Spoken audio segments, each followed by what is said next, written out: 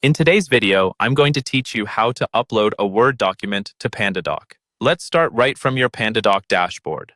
Once you're logged in and you're on the main screen, look towards the top left corner. You'll see a green button labeled Create New. This is your starting point for creating or importing any document. Go ahead and click that button. When you click Create New, Pandadoc will show you a few different options for how you'd like to get started. Since we already have a Word document that we want to bring into Pandadoc, you'll want to choose the option labeled Upload.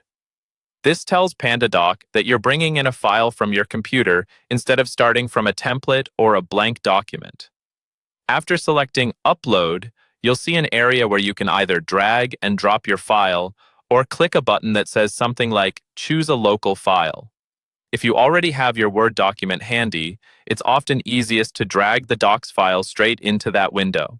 If not, just click Choose a local file, browse your computer, and select the Word document you want to use. Once the file is uploaded, Pandadoc will ask you how you'd like to process it. This is an important step because it changes how you'll be able to work with the document afterward. You'll see two main options. The first option is Keep as is. This essentially treats your Word document like a PDF. Pandadoc will use it as a static background, so the original layout and design are preserved exactly as they are. This is useful if your document is already fully formatted and you just need to add signature or form fields on top of it without changing the text or structure. The second option is Convert.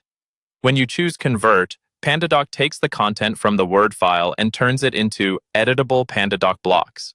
This is a great choice if you want to tweak the wording, adjust formatting, or use Pandadoc's content tools to customize the document further.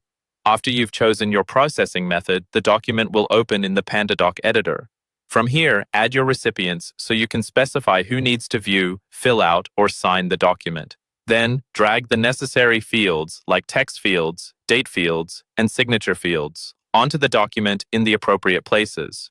Once that's done, you're ready to send your Pandadoc for review or signature.